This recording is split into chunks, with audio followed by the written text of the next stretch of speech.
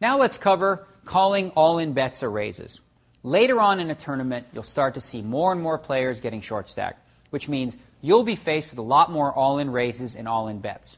When that happens to you, you should run through the following thought process when deciding if you should call the bet. First, what range of hands does my opponent have? When deciding that, you should factor in all of the variables, including your opponent's level of desperation. For example, if a player goes all in under the gun for 8,000 and the blinds are 1,500, 3,000 with an ante, you should drastically broaden his range of hands to include virtually any hand with an ace in it. If you had chips and a hand like pocket sevens, it would probably make sense to call a desperate bet like that one. Or, in other situations against tighter players, you can drastically narrow down your opponent's range of hands based on his tendencies and the action in front of him. If a tight player goes all in, even after several other players have entered the pot, that would increase the likelihood that you were looking at a very strong hand.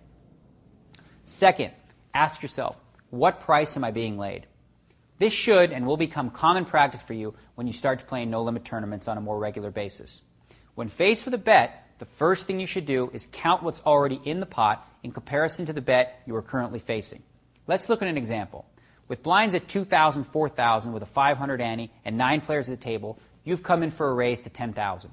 The player on the button goes all in for a total of 34,000 and the action is on you. Counting your 10,000, the all-in player's 34,000, and the blinds and antes, there is already 54,500 in the pot. The bet to you is 24,000 more. So the price you are being laid is 24,000 to win 54,500.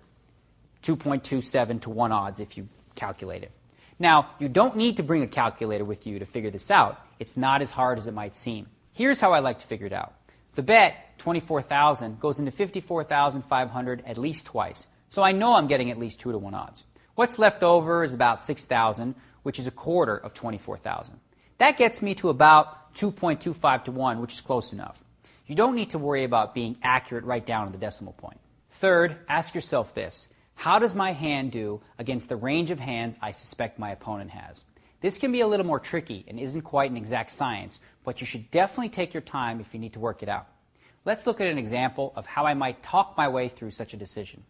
Okay, I have ace-9, which I know for sure is the worst hand right now. I'm totally dead if my opponent has aces, but I'm a little worse than a 2 to 1 underdog against any other hand. In fact, if he only has a pair of 7s or 8s, I'm in a coin flip situation. Man, even if my opponent has ace-king, I'm not in terrible shape, only getting slightly the worst of it. I call. Oftentimes, when you are calling an all-in bet, or any bet for that matter, you aren't calling simply because you think you have the best hand, but rather that the odds the pot is laying you dictates that it would be a good investment. An extreme example would be something like this. Let's say I told you to pick a number between 1, 2, or 3.